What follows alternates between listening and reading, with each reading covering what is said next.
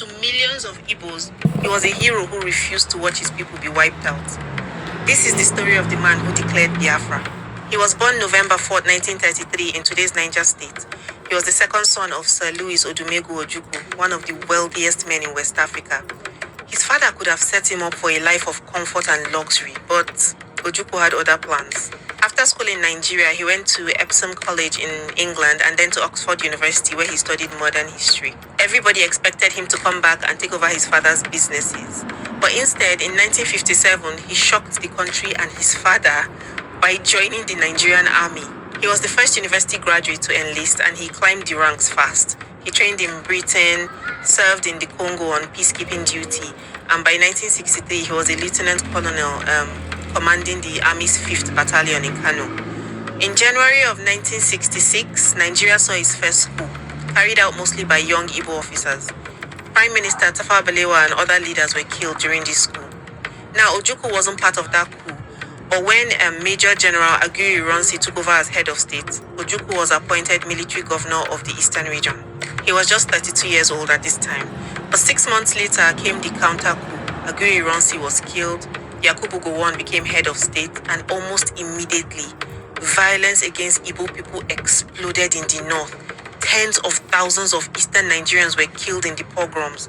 Many fled back home with horror stories of massacres.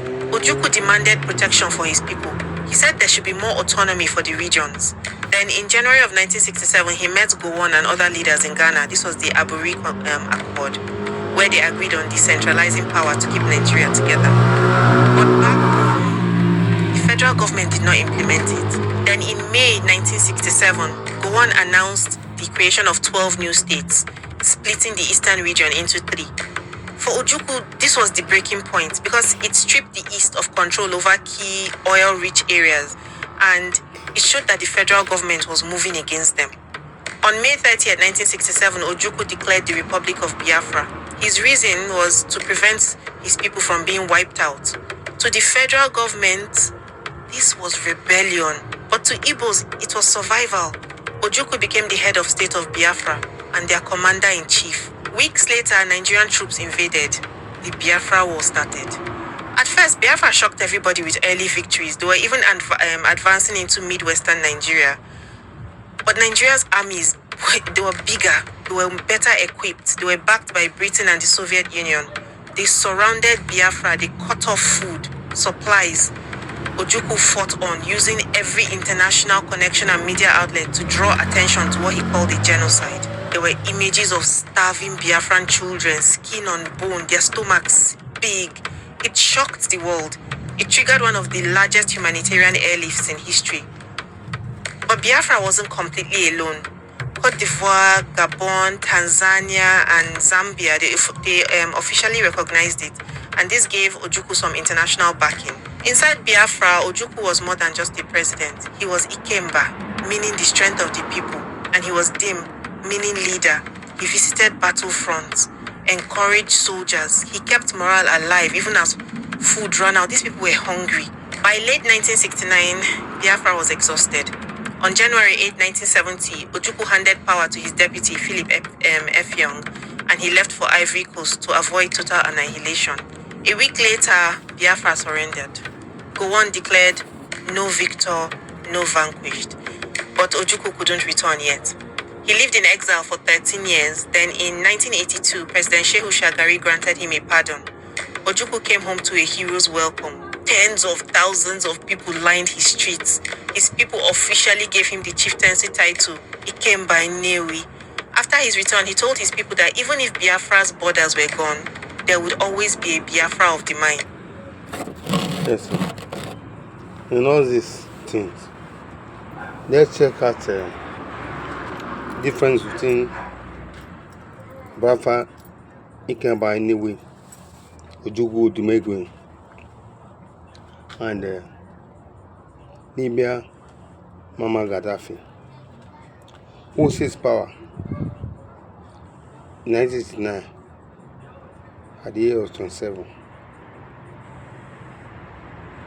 When is it for take power? Naturally, one African country where Africa be using single currency. Africa will be a thing for the past.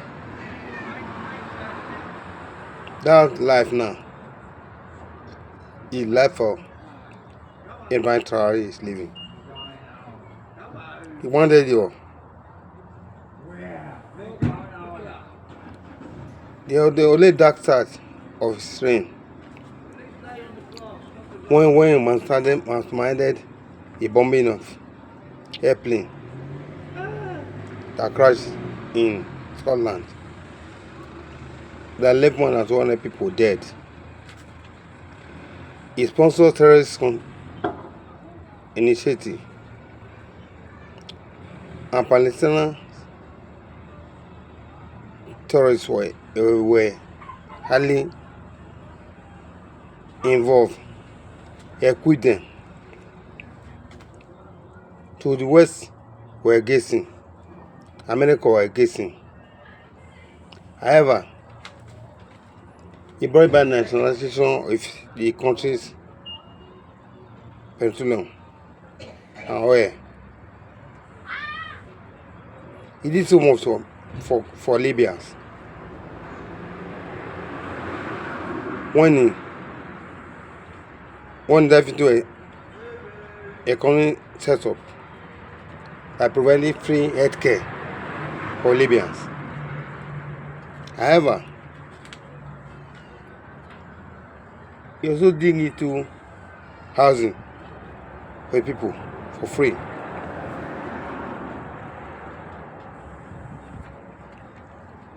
He was a maverick leader. No wonder they also saw him as a threat to the world.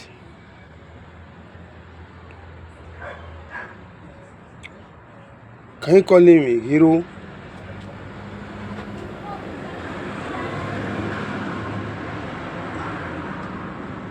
Or a terrorist? Share your like in this video. Let us know what you think. Comparing to the African leaders. You can see why the like of Mobutu Sese Seko was doing the things. Looting money and being a siege of Belgian people. He was against it. He fought for corruption. He overthrew the monarch in his country. And then chased away all foreign embassies and diplomats from Libya.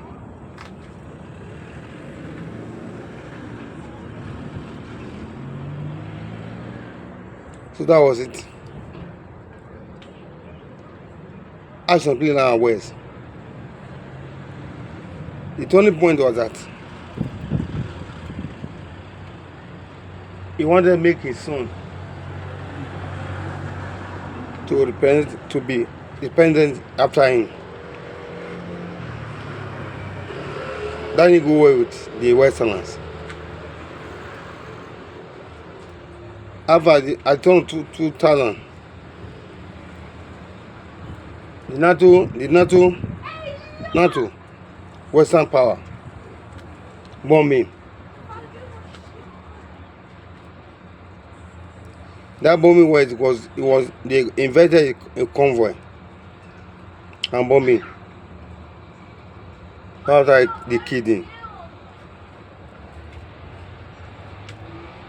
His body was televised. Okay, being cooler. People would come and see. Who came from far and wide, he watched it. However, at the end of the day, he was buried in the desert. That was amazing. This is a man that made the biggest irrigation in the world in the desert. That irrigation was to further food production. That's amazing. However, all these things are done. They killed him for reason best known to them, the Westerners, Americans. He opted for single currency in Africa and single army, where his name was to be the United Africa, United States of Africa, where Africa matters to Africa alone. He brought Western education, invested in that education of the people.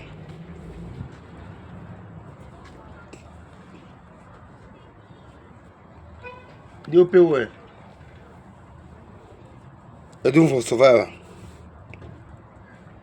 All their efforts were met with resistance from foreign policies. They snapped in with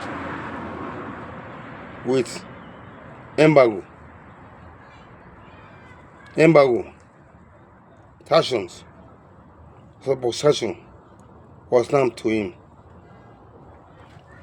Italy, they were their backbone. He expelled them. That was amazing. Notice. Let's take a look at Tom Sankara, who he meant for the country.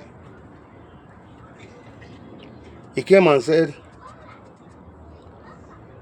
Africa must be for Africans, and no foreign diplomats will have to do this for them. That they killed him, they planned his death among his people. The people he tried to save. That's amazing. Notice, you have to watch yourself. Correct yourself. Elders are there. No wonder. The Malawi government are taking it upon themselves to build houses in their country for their people. Burkina Faso, I will take them upon themselves that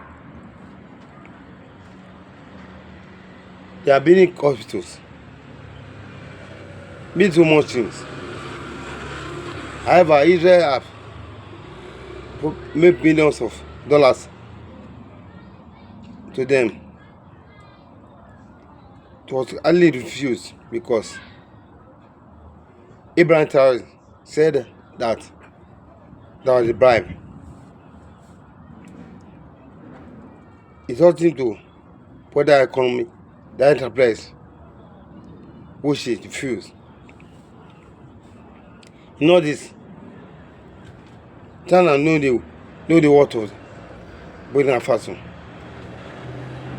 They were there watching. Americans were watched. So also find the plant are watching to see what other countries whether you follow through with Burkina Faso. Ghana, who do not take charge of anybody, president, said they don't feel enough. Nigeria and other countries have made banking for them to give them loan, not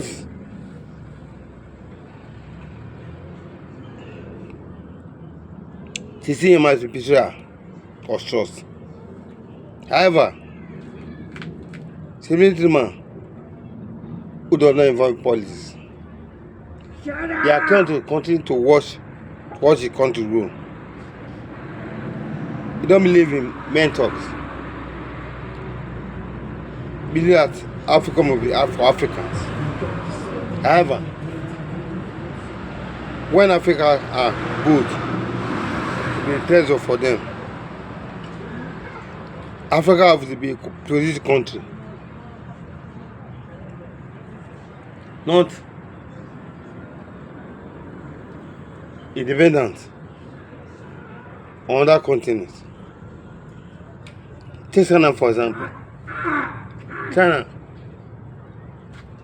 has been on it.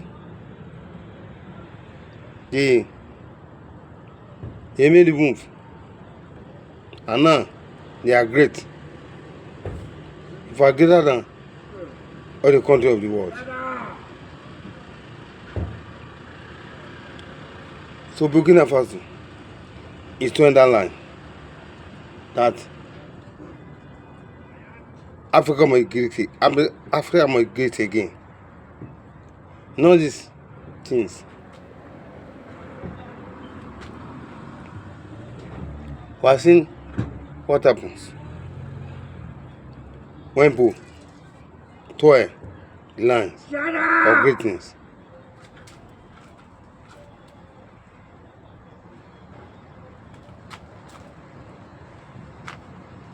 So we are watching and taking the lead to see African can great again. Africa for Africans.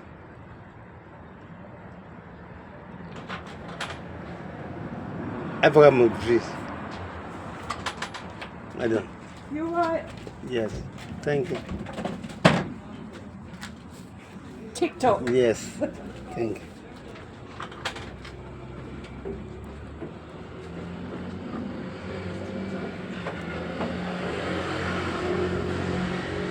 Hi. Hi.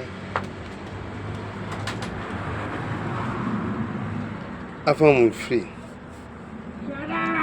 You don't need the place work and you cannot look up to ourselves as producers, as manufacturers, but be independent.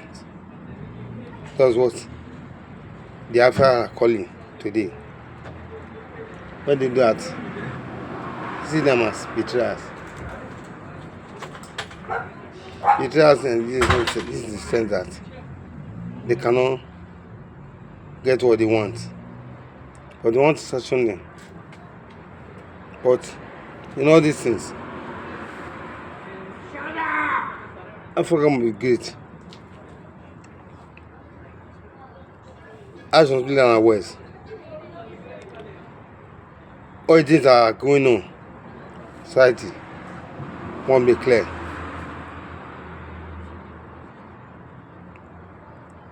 So,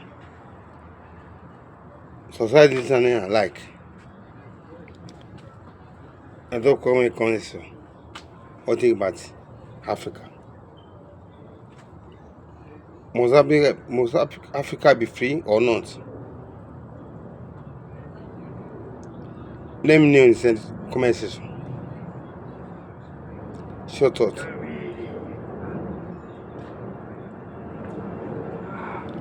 What the greater Africa revolution is? What is Tom Sankara? What is Gaddafi? What is ojuku? What is Ghana Kuma? Or what is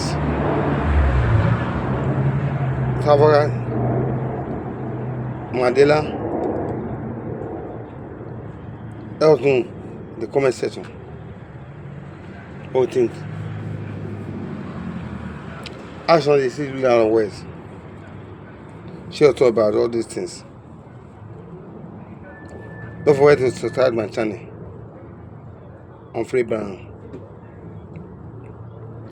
Also follow me on Facebook, Emoji Comedy and Emoji Comedy Plus. Thank you and God bless you.